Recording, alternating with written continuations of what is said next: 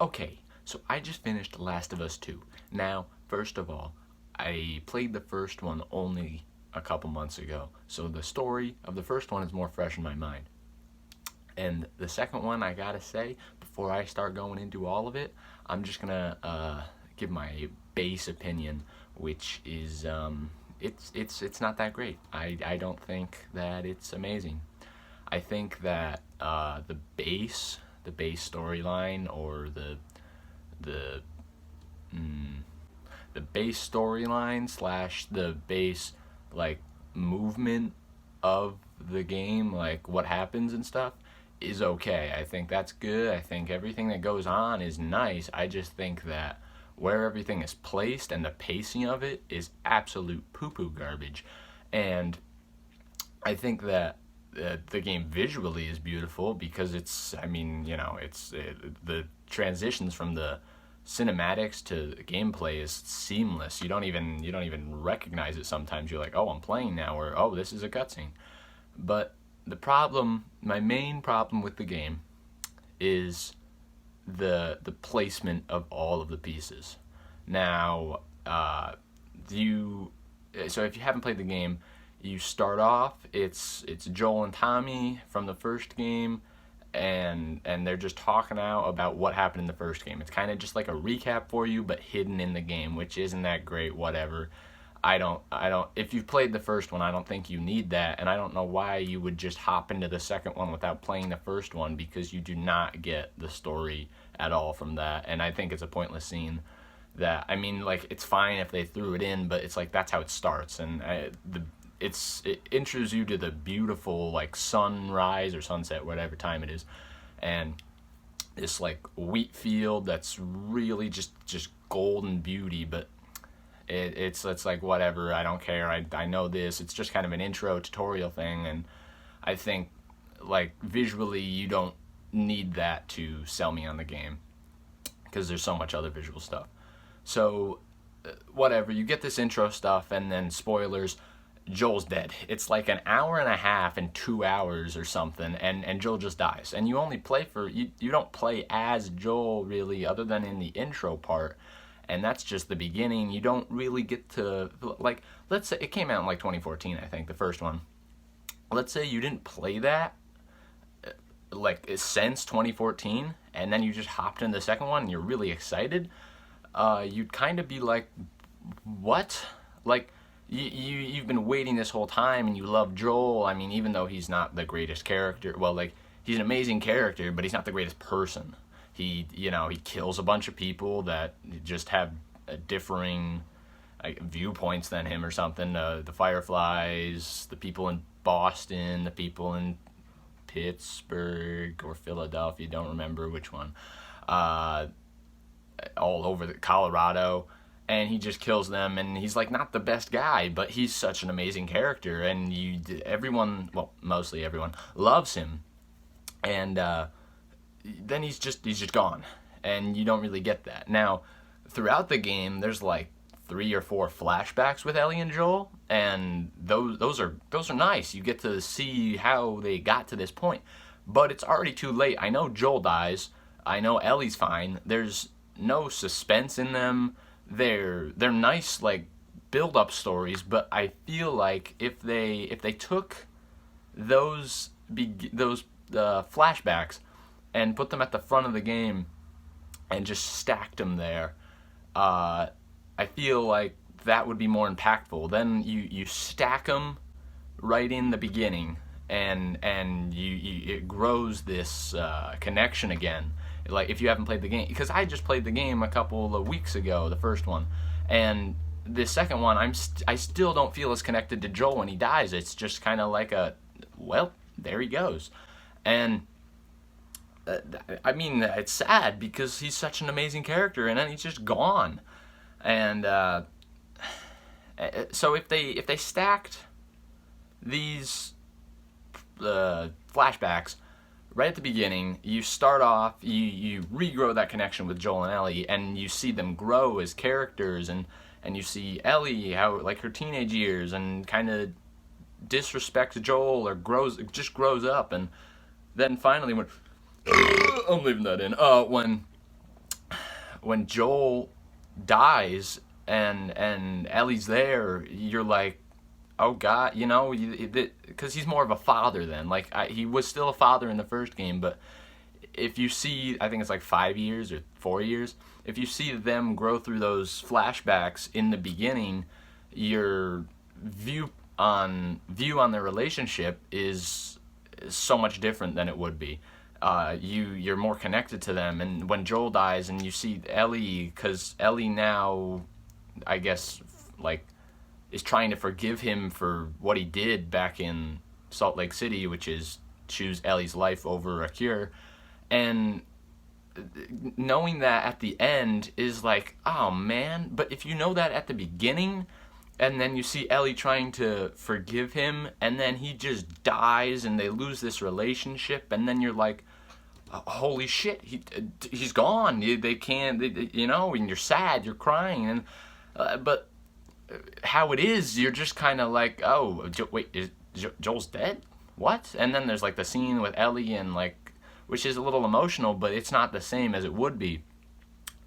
So even that, whatever, you know, the game's made. I'm not saying I'm gonna go in and director's cut the game, but okay. So anyway, you do this, and Joel's dead, whatever, and now you're going to get revenge. So you're Ellie, and you're going in. It's immediate. You're like, boom, you're in Seattle. There's no trekking through like you did in the first game, which I did like the first game, going through the different locations and stuff. I'm not saying that it was a terrible thing, but you're just there, and it's like instant, and you're like, oh, okay, that's cool, and you're just there, you're with Dina, you're growing this relationship with Dina, you're doing all this stuff, and the beginning chunk of that is great. You go through, you know Tommy, you're following Tommy's path, and this whole world is built around you with the scars and the wolves, which are the Western Liberation Front, and these like religious cult people things, and that world is built, and it's amazing. And you get this little free roam section in a part of Seattle, which is nice, and it grows the story more. And then in between those days, there's the flashbacks I was mentioning earlier, which kind of like cuts from that, but they're quick, so it's not too bad. But I feel like, again, if they were in the front, that would be fine. So then you play through this whole Ellie part. You're growing this whole story. You meet Jesse again. He's come to help you. He's a really cool like side character that I feel like they should have built up more, because I think he could have been cooler. Spoilers, he dies, which was kind of just like, he's dead. There wasn't really anything like, oh no. It was just kind of like, boom. Yeah, Jesse's dead, by the way. And then you meet Tommy finally, like right near the end of Ellie's story, and Ellie does all these things that are heart-wrenching. She kills a pregnant woman, and she's broken by it.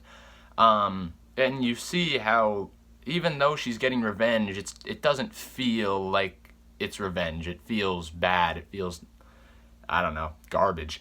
Ellie just isn't, she's not, in the moment she loves it. She's like, yes, this is justice for Joel. Then as soon as they're dead, she realizes what she's done. She's like, oh my God, I've killed this pregnant woman, this guy who was probably the father. And then you meet Tommy, and you're in the theater, and then boom, Abby's there, and you're like, holy shit, Abby's there, and you're like, she's gonna kill everybody. She kills Jesse, but nobody cares. And then she's got a gun on Tommy, and you're like, holy shit, what's gonna happen? And then it cuts, and you play like 8 hours of Abby. I don't want to play 8 hours of Abby. She's my enemy, and I'm playing 8 hours of her? No. And like, I'm not saying there shouldn't be any Abby buildup, because I feel like that gives her more of a personality and more of a reason to be an enemy. It's more like, okay, she's a person, she does stuff too. But there's a lot of Abby's story that is just like, it doesn't mean anything, and it's so long between this point where it's building and building, because it's already been like 10 hours from the intro of the game, and you're playing as Ellie, and then you're finally at this, like, what seems like the climax point, and then Abby happens, and you gotta play as Kid Abby, and Big Abby, and Abby that's, like, the 2 years ago, and it's like, I get you want to build up this character, but, like, and I don't think you need to do it that much, and I just want to see what happens. I just want to get into it. I think that if they put the beginning flashback stuff, they took all the flashbacks with Ellie and stuff, and slammed that in the beginning to grow up Ellie and Joel again. Boom, Joel dies. Then you play as Ellie, and then to replace the flashback points, you play as Abby, but they're shorter sections. So it's like Ellie, day one, Seattle. You play through all that, then it's like, boop, Abby, day one, Seattle. And then you see, and maybe they change it up a little bit, so there's points where Ellie and Abby are like 10 feet apart or something. They're like across the street in different buildings, and Ellie's killing them, and Abby just they don't realize that they're so close to each other, and then but the character does, and it's like dramatic irony, and you're like, yes, and it's good. But and then there's the like whole kid part, like the scars that Abby finds, and like she wants to care for them because they're kids and they like helped her or whatever, and that's good because it shows that Abby also has emotions. And but then it just kind of drags on. It keeps going, and you're like going with the kid, and you got to cut off her arm, and then the other kid you're like climbing the building with, and it's long. And during all of this, which unless you're sitting in your house playing through this game for a full day, you're cut apart, and you lose all of the suspense of when there's a gun pointed at Tommy by Abby, and Ellie is sitting there, and that suspense is lost because you're playing as Abby for 8 hours, and I'm not sitting for 8 hours playing through Abby's part. It's like split between 2 or 3 days, not because I'm doing much. It's just like, you know, after a while it's repetitive, and it's not as fun. And then so then you play through Abby's part, like whatever, and then you finally get back to the point where it's like, okay, this is where Abby meets Ellie. And you now the suspense is back. You're like, oh my god, what's gonna happen? And like Tommy jumps out, and then she shoots Tommy, and you're like, what the hell? Is Tommy dead? Spoilers: he's not dead. He just is missing an eye now. I like that they didn't kill Tommy, because I feel like that would have been too much. I really like Tommy. I mean, if they killed Tommy, it would have, I guess, been okay. But it's just very anticlimactic for Tommy to die there, so I'm kind of glad he didn't, and it helps out later in the story. But that's the thing, there's still a later in the story, which I don't know. So then you fight as Abby, so you're still playing as Abby, and you're fighting Ellie, which I just don't, like, I don't care. I would want Ellie to, at that point, I just want Ellie to shoot Abby in the face, because I don't care. It's like, I may have gone through 8 hours of Abby's story, but she's the enemy. She killed Joel. I'm not going to forget that.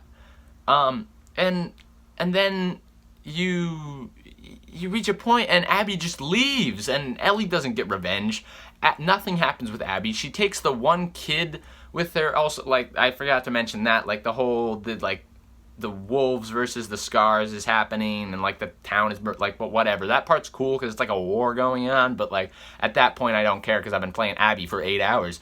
And then it cuts, and you're with Dina as Ellie on their farmhouse, and it's like, oh, okay, I guess that's the end of the game. Like, you don't, like, maybe the lessons, like, revenge isn't for everyone, like, you don't need revenge, learn to forgive or whatever. But no, you play this little farm section, which makes you think, like, oh, it's peaceful, it's ending, whatever, maybe something bad's gonna happen, because, like, why, it's the zombie apocalypse, there's always something bad gonna happen. And then Tommy comes in, you're like, Tommy's still alive, and he's got, like, his eye missing, and, like, his leg and whatever, and he's like, I found Abby, and Dina's like, no, we're done. Ellie's still, like, on the fence, and then Ellie finally was like, I'm gonna go find Abby. Then there's, like, a whole and I want to wrap this up quick. It's been 15 minutes. That's way too long. Nobody's watching this. It's oh, I lost my train of thought. Stupid. Okay. Then it's past the farm part. Ellie goes to find Abby. Then you play as Abby for a little bit, and she like finds the fireflies or whatever. Maybe, I don't know if that really was a thing, if she really found or if it was just like the people that kidnapped her intercept. I think it is the fireflies. So then Abby gets kidnapped by these like slavers, which is just kind of out of nowhere. Like in the first game, there were multiple enemies. Like you had the first one in Boston that introduced you. Then the next one, the like whatever guy. Oh, there was Lincoln, which really the only enemies in Lincoln were zombies. Then Pittsburgh or Philadelphia, whatever Pennsylvania city you're in, you had those smugglers. I don't know. They're like enemies there. Whatever. They try to kidnap you. And there's multiple enemies, multiple locations, and even though some of the locations look the same, they're still differing. I'm not saying the Last of Us 2 is beautiful. Last of Us 1 is also beautiful for the time. It's a little rough now, but it's still amazing to think 2014 it looked like that. But anyway, I'm getting way off track here. You play through these slavers that just kind of pop out of nowhere. They're like, hey, we have slaves, we imprison zombies or whatever. Ellie gets kidnapped by him too. But she like escapes and whatever, learns that Abby's there, and at this point, I'm just so like, I don't want to say done with the game, but like, I've been through almost 20 hours of this already, and there's a lot that is just filler that I don't want to play through, and then it just reaches this point where it's just more of the same. You know, you're going around killing these slavers, and then you finally reach Abby, and it's like, this is what she came for, and you end up fighting, and nothing happens. Abby gets away. Ellie goes back home. She's missing 2 fingers now, so she can't play the guitar that well. And then, like, I guess there's like a flashback with Joel, like how Ellie's gonna try to forgive Joel, but that doesn't matter because he's dead. And I guess that's the sad part. I mean, it was a little emotional because you see Joel and like how Ellie wants to forgive him, and he's dead now, so it's like, oh man.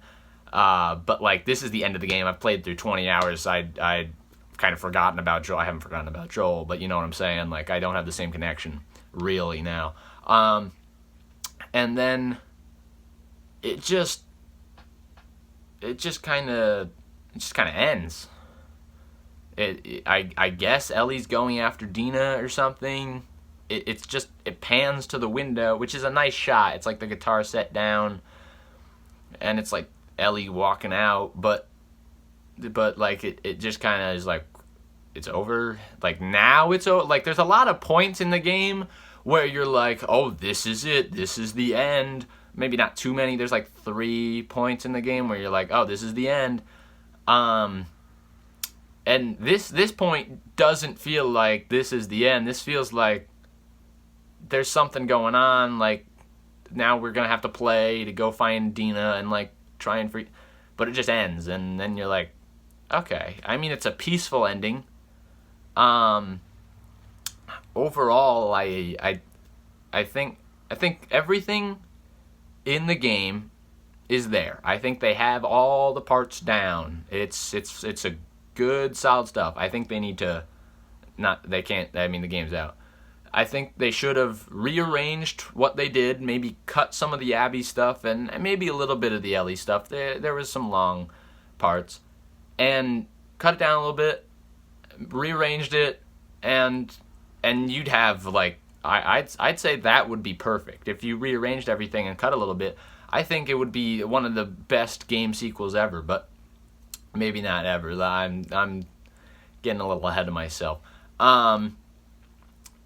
Overall, I enjoyed it. It was fine. I'm glad there's a second Last of Us. I like the world. I like the story. I just think it could have been rearranged a little bit. And I mean, I'd give it like a 5 out of 10. I'd give it like a half. It's like it's all there. It's just not done. It's not like finished as well as I want. And that's just me. Some dude might be like, this is better than the first game. I don't agree with him, but like, whatever, dude. If you enjoy it that much, good for you. I don't know if I'm gonna upload this anywhere, but if I do, I don't know. I hope you enjoyed it, I guess. I don't know why you enjoy it, but sure. All right. The Last of Us 2. Now you don't even need to play the game. I just explained it for you. Bye.